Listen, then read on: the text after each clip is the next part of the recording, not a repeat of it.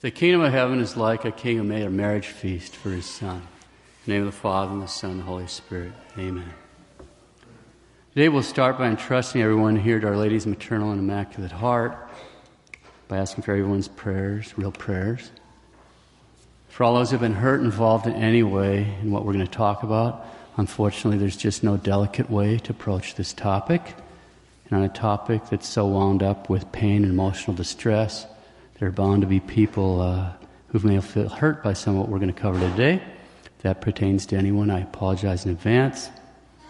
Because ultimately, the only thing I'm really concerned is not so much pain in this life, but in the next. And I'm going to assume the reason you're here is you'd rather hear hard truths than soothing lies. And we're in this all together anyway. As usual, the quotes will be cut and pasted, edited. There are far too many sources to cite each one. So let's get started. By now, everyone has heard the Pope has established a special commission to, quote, examine possibilities for streamlining the annulments process, close quote. One well-known liberal reporter claims that a streamlined, easy annulment process for Catholics who want a quick way out of their marriage, quote, would arguably represent a boost to American Catholic pride.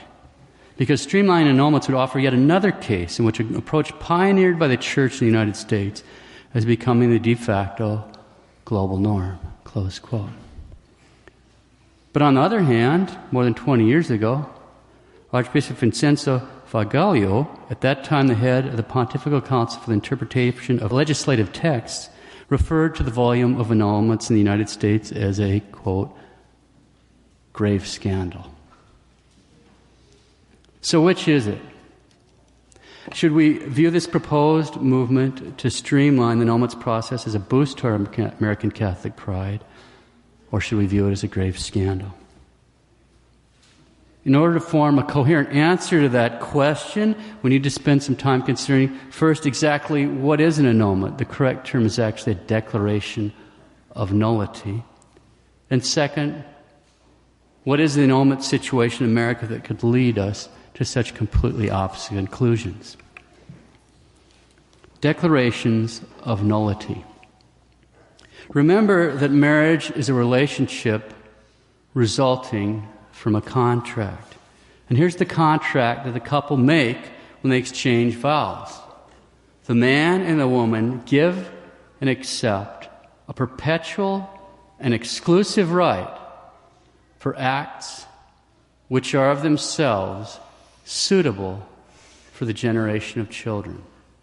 That's the marriage contract. A man and a woman give and accept a perpetual and exclusive right for acts which are themselves suitable for the generation of children. By validly making and then consummating this contract, the two become more closely related to each other than a brother is to his sister, than a father is to his own son. And that relationship is made directly by God. That relationship is perpetual, which means it lasts until death. It's exclusive, which means it pertains only to that woman and that man and no one else. And it's limited, which means the couple only has the rights for acts which are themselves suitable for the generation of children. That's what marriage is. Once we clearly understand that marriage is a God-made relationship resulting from a man-made contract, it's easy to see the almost infinite difference there is between a divorce and a decree of nullity, commonly known as an annulment. Divorce claims to break up a marriage, actually in being. It can do no such thing. Nullity means the marriage never came into being.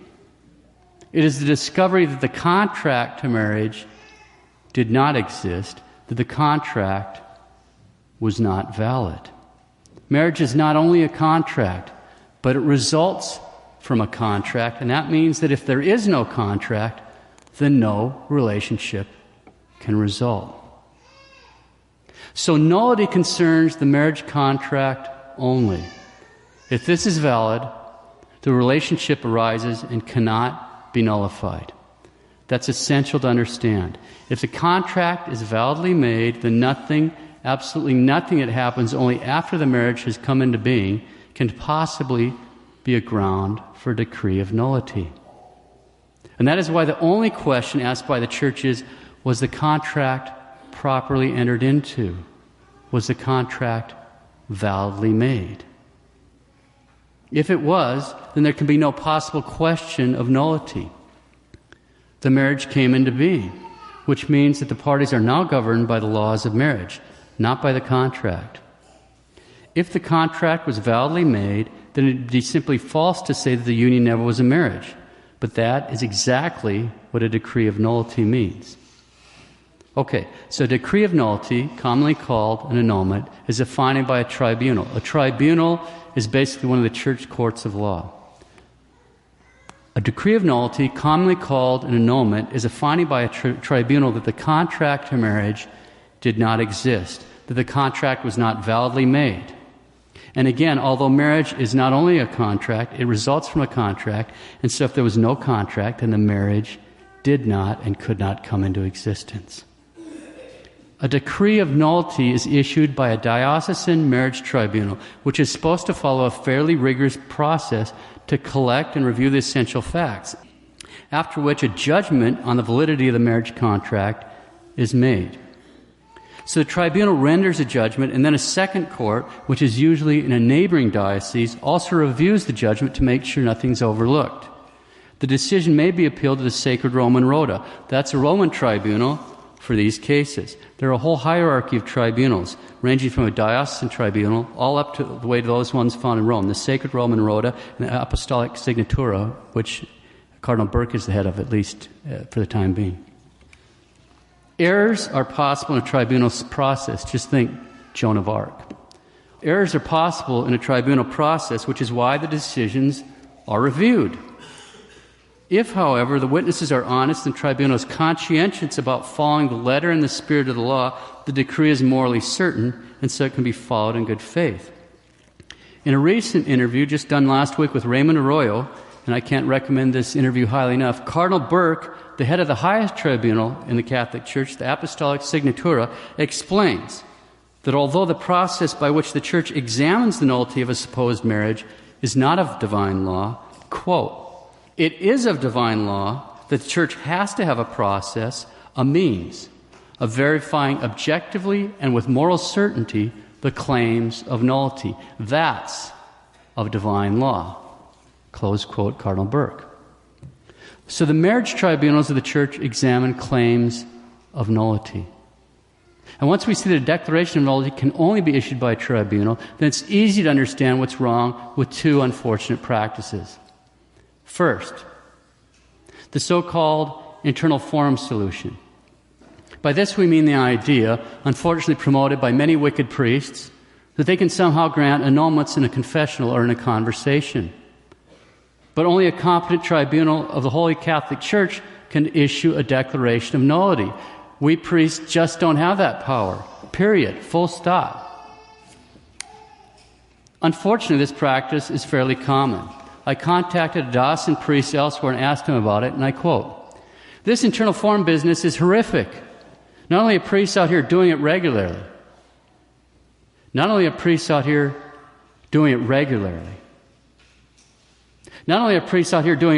but the Diocesan Canon Law Office recommends it whenever an annulment doesn't go through." Close quote. I asked, "Do you encounter it frequently?" And he answered, "Father, it's present in every single parish of the diocese, I'm sure. I deal with it at least 3 or 4 times per year." This internal forum business is horrific. Not only are priests out here doing it regularly, but the Diocesan Canon Law Office recommends it whenever an annulment doesn't go through. It is present in every single parish of the diocese. I deal with it at least 3 or 4 times per year. If anyone here has been misled in this way by one of these wicked priests, for the love of God and the salvation of your soul, come see one of us.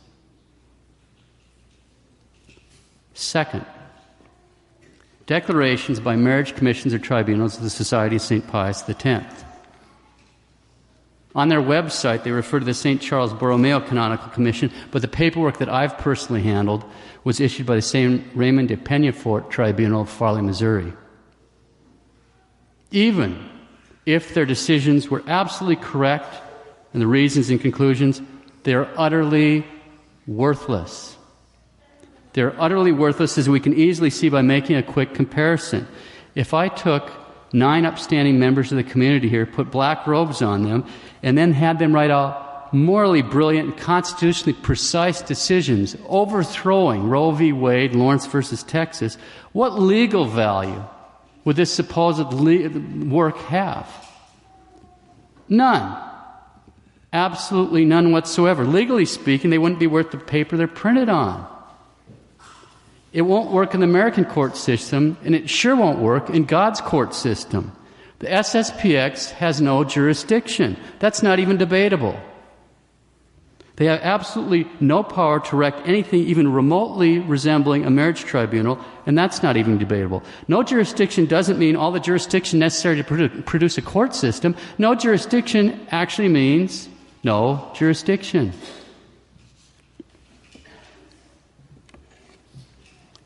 If anybody's in this position, for the love of God and the salvation of your soul, come see one of us. Back to our topic. There are 2 different processes by which a marriage tribunal comes to a conclusion regarding validity or nullity of a marriage contract. The fairly cut and dry processes are dealt with by means of an administration thing called the documentary process. It's used to deal with cases like those involving defect of form. Defect of form occurs when a Catholic isn't married in the Catholic Church. He doesn't have a dispensation from his bishop. So he goes get married at the Wedding Blues Chapel, the first chapel of what's happening now, or who knows what? No marriage. Okay? They deal with cases like that. Or if either one of the partners are below the legal age to get married.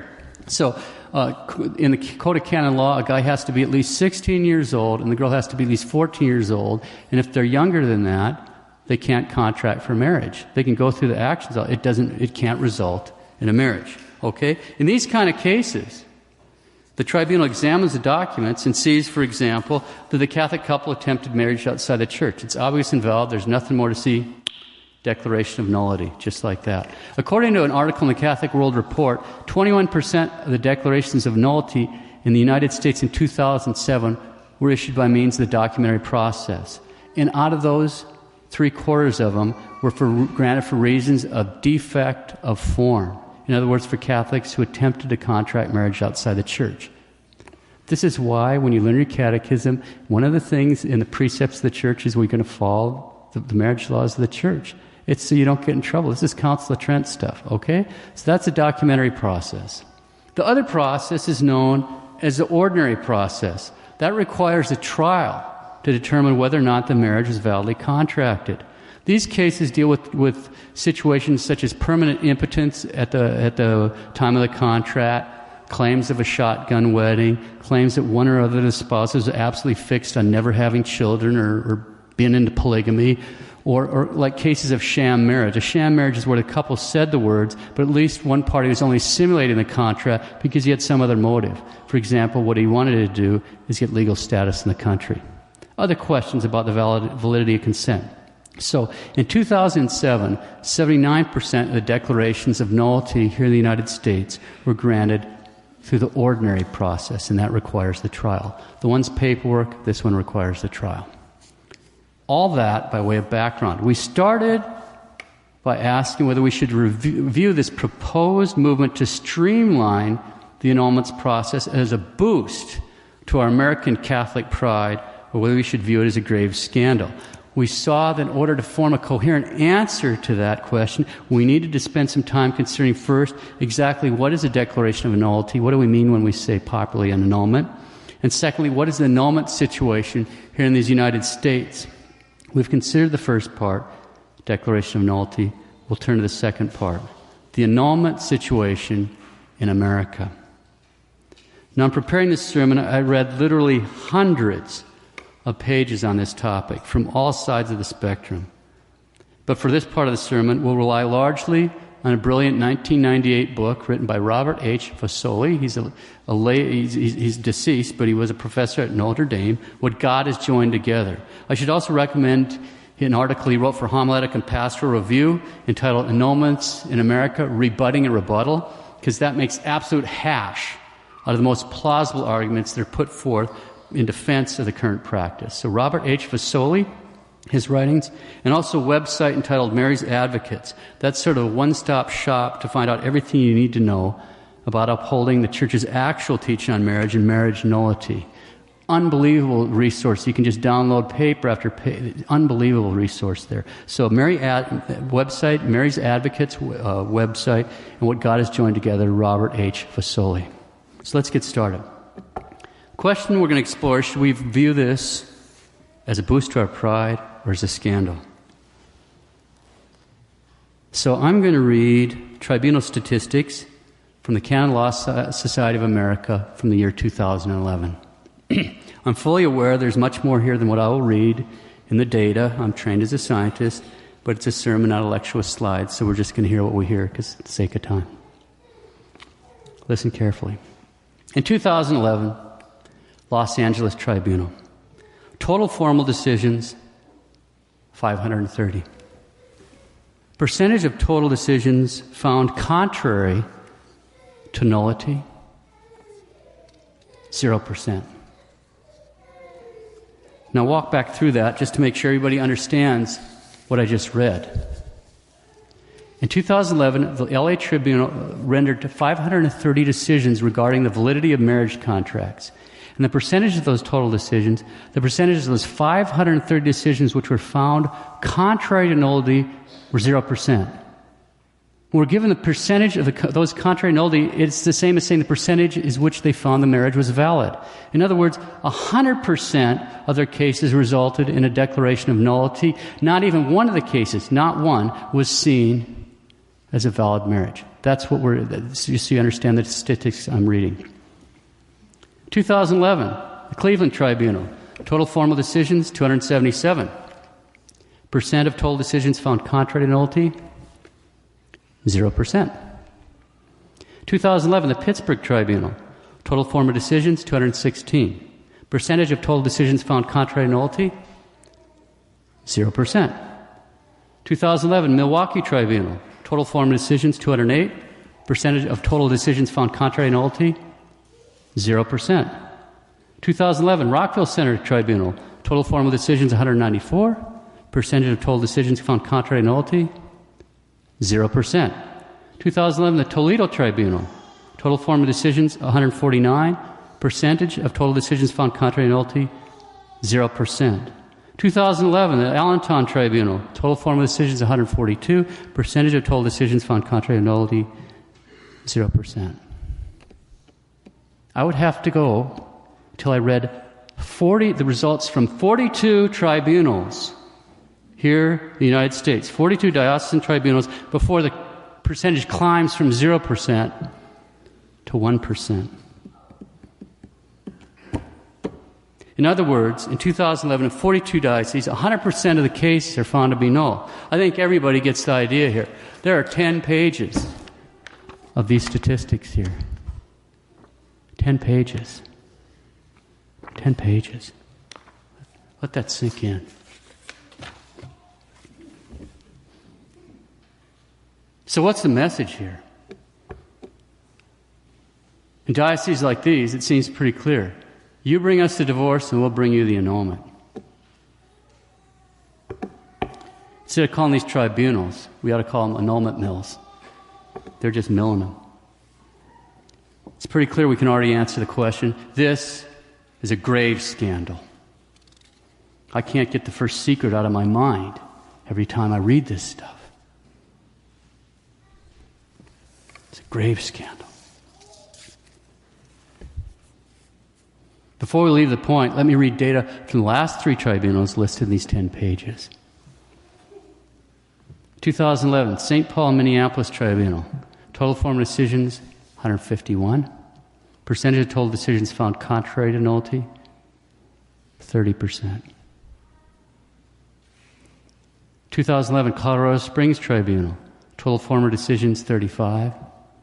Percentage of total decisions found contrary to nullity, 31%. 2011 Fort Wayne South Bend Tribunal, total former decisions, 63. Percentage of total decisions found contrary to nullity, 33%. Okay. So two possibilities spring to mind. Either the people who live and get married in St. Paul, or Minneapolis, or Colorado Springs, or Fort Bend, or Fort Wayne, or South Bend are significantly different than all other American couples. Significantly different. Or the tribunals are significantly different. I don't think you need me to point out to you which is more likely. Don't forget, we're talking about souls.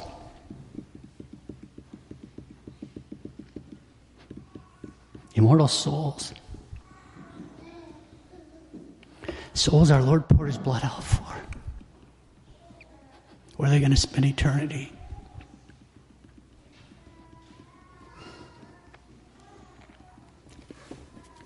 Where are they going to spend eternity? The numbers are just inconceivable.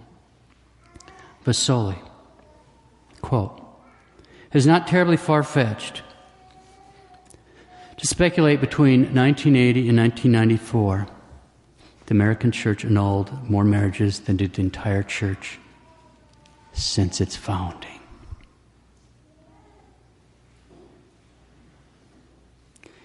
That was 20 years ago.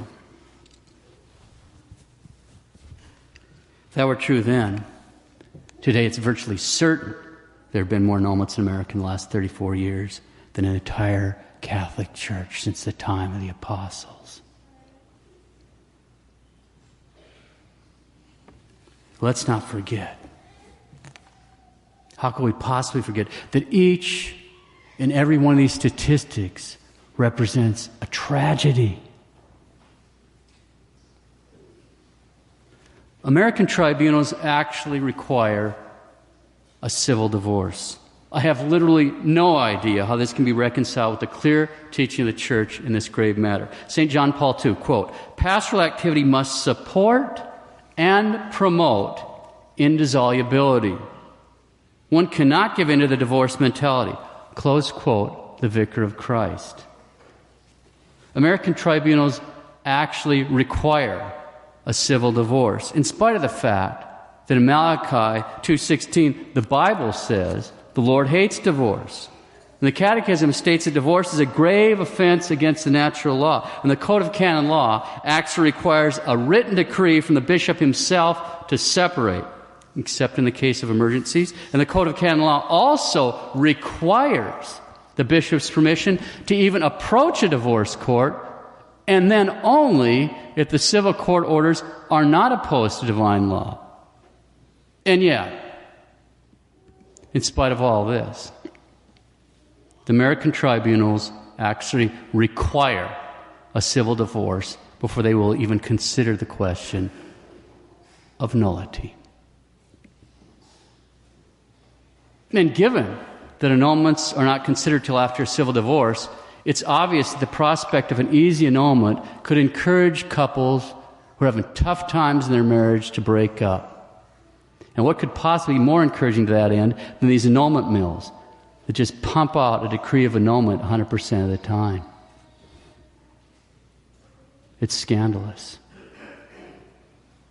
It's also easy to see how someone could think, hey, if there's so many invalid marriages, maybe my marriage wasn't valid either. And to the very degree that this sort of impression becomes more widespread, the general Catholic population, to that very same degree, the stability and the security of everyone's marriages are weakened. This just shakes and undermines the foundations. Again, the words of St. John Paul II. One cannot give in to the divorce mentality. Pastoral activity must support and promote indissolubility. And now a few parenthetical remarks as a spiritual favor to the lawyers that might be listening, since American bishops have apparently abandoned you just like they have the pharmacists. St. John Paul II, quote, "Professionals in the field of civil law should avoid being personally involved in anything that might imply a cooperation with divorce. Lawyers, as independent professionals, should always decline the use of their profession for an end that is contrary to justice, as is divorce. They can only cooperate in this kind of activity when an intention of the client is not directed to the breakup of the marriage, but to the securing of other legitimate effects that can only be obtained through such a judicial process in the established legal order." Close quote, the Vicar of Christ. If you've been involved in this, you need to get out of it immediately. Don't say you can't find anything else to do. You can find something else to do, and you need to find something else to do. For the love of God and the salvation of the soul, you need to do it quick. Get out of Egypt. Let's reflect on a few more of the problems here, starting with a few more statistics cited in the Catholic World Report article. In the year 2007, in 140 nations and territories around the world, there was not a single declaration of nullity for reasons of defect of consent. In that same year, 37 other nations around the world granted between 1 to a dozen declarations of nullity on defect of consent grounds. But here in the United States, of the almost 28,000 declarations of nullity granted in 2007 by the ordinary process, 99.6% were granted for reasons of defect of consent. It gets worse. Unbelievably enough, it gets worse. In a study of a full decade of decisions reviewed by the Sacred Roman Rota, at least 92% of the American defective consent cases were overturned. 92% overturned. In the year 2000, in 140 nations and territories around the world, there wasn't a single declaration of nullity for reasons of defective consent. In that same year, 37 other nations around the world granted between 1 and a dozen declarations of nullity on those grounds. And yet here in these United States, in that same year, 99.6% of the roughly 28,000 declarations of nullity were for reasons of defective consent. And in a study of a full decade, 92% of American defective consent cases were overturned by the Sacred Roman Rota. Let that sink in. Okay, so properly understood, what exactly does defective consent mean? We'll rely on only the most authoritative commentators to explain it. Remember, keep this in mind, when we're talking about an invalidity, we're only talking about defective consent at the very moment of exchanging vows. Keep that in mind. Just don't forget that the whole time we're talking. St. John Paul II explains that only incapacity in giving consent invalidates a marriage, and only the most severe forms of mental illness substantially impair the freedom of the individual.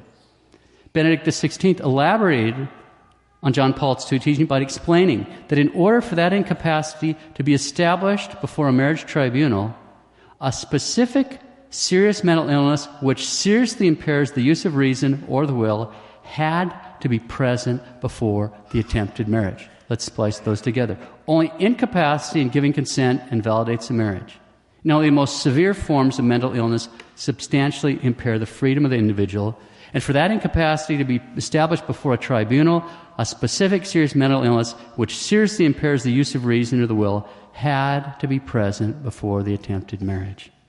Okay, so we're talking severe mental illness. Properly understood, then, defective consent refers to someone who's out of his mind at the very time of exchanging vows because of a pre-existing condition, or this would also include somebody who happens to be extremely drunk right then or high on drugs at the moment of exchanging vows. One of the most amazing implications of this, from the point of view of this priest, is that somehow these serious psychological incapacities, which allegedly seriously impaired the use of reason on the part of one or both partners, were completely invisible to the very priest who prepared the couple and who witnessed their marriage. These things were completely invisible to the true witnesses. standing on either side of the bride and groom, who presumably are very close friends and know them very well.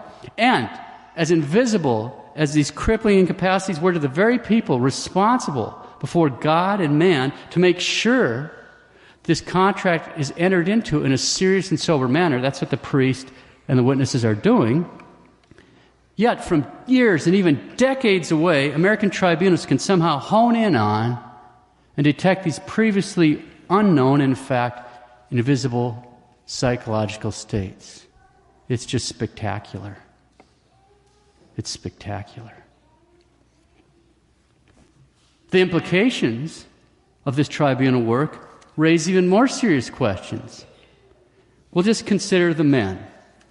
Is there actually such an immense pool of men unable to contract marriage because some reason they valiantly can't give consent to the contract? Do tribunals really expect us to take this seriously? Just ask yourself, does the average guy getting married have at least the maturity of a 16-year-old? And does he believe that he's taking his wife to have and to hold from that day forward, for better, for worse, for rich or poor, in sickness and health, to death do impart?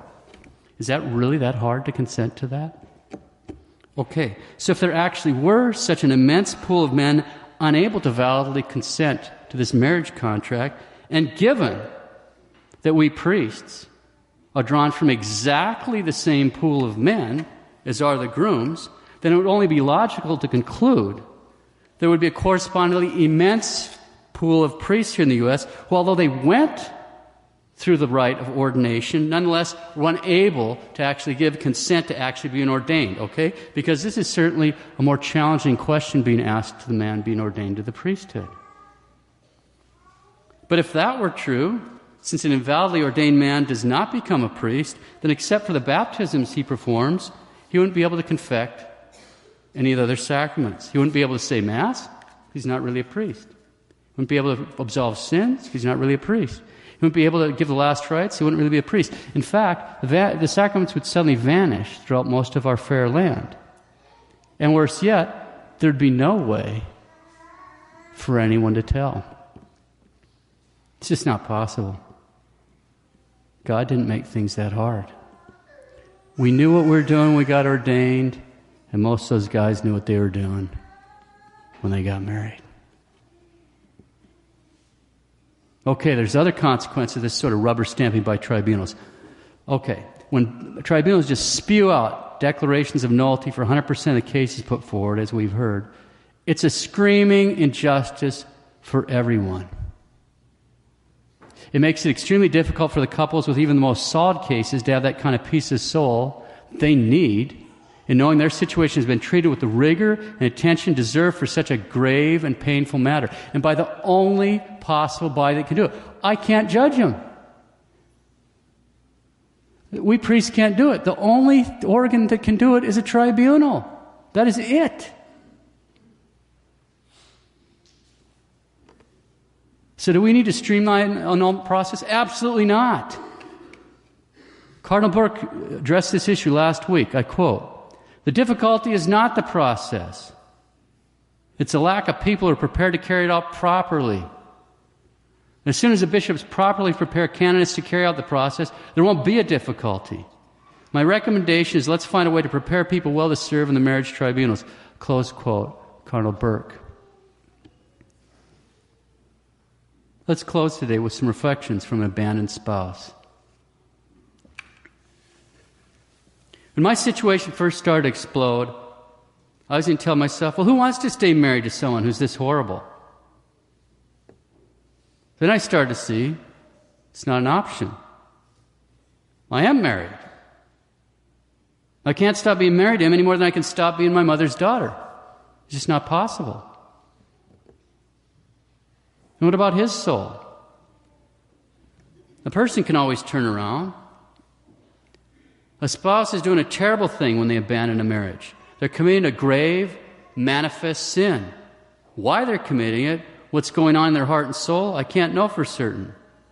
For all I know, my husband has been given scandal by some of the slippery reasons in literature that's published in the United States regarding grounds for annulment. If my concern is for my spouse's soul, the idea of jumping ship is not an option. We're talking about somebody's soul here. Who knows what can happen in his heart and soul? So we're talking about eternity, not just what's happening in the here and now. I mean, I'm hanging in there until death do us part. I'm like one of those women whose husband is missing in action. The woman just keeps going, looking and waiting for her husband until she knows he's dead. And I know our marriage isn't dead until one of us is actually dead. So I'm just going to keep looking and waiting. I have nowhere else to go. I'm like one of those women whose husband is missing in action. The woman just keeps going, looking and waiting for her husband until she knows he's dead. I know our marriage isn't dead until one of us is actually dead. So I'm just going to keep looking and waiting. I have nowhere else to go. I have nowhere else to go.